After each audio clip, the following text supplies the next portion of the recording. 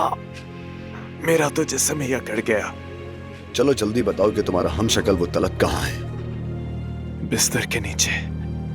चलो अपने कपड़े तब्दील करो।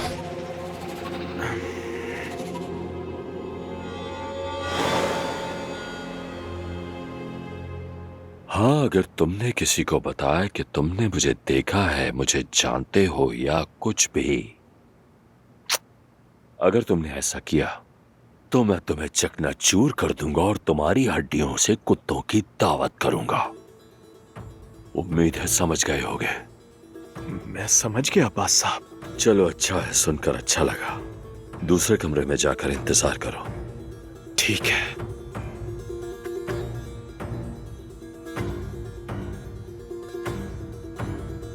अकलमंद आदमी लगता है ये। गुड, माशाअल्लाह। मेरा बेटा इस हवेली में है, हट जाओ मेरे रास्ते से। लेकिन जारान साहिबा, हमें हामिद साहब ने मना किया है। मैंने कहा मेरा बेटा अंदर है। ठीक है, इसे आने दो, आ जाओ। देखो देखो तो ये रवैया, हवेली की मालकिन ने मुझ पर एहसान किया, जादू करनी। मैं चुप हूँ क्योंकि तुम्हारा बेटा यहाँ है। मुझे मजबूर मत करो। मजबूर तो तुम मुझे मत करो, वरना मैं तुम्हें इस ओहदे से उतार दूंगी जहाँ तुम हो।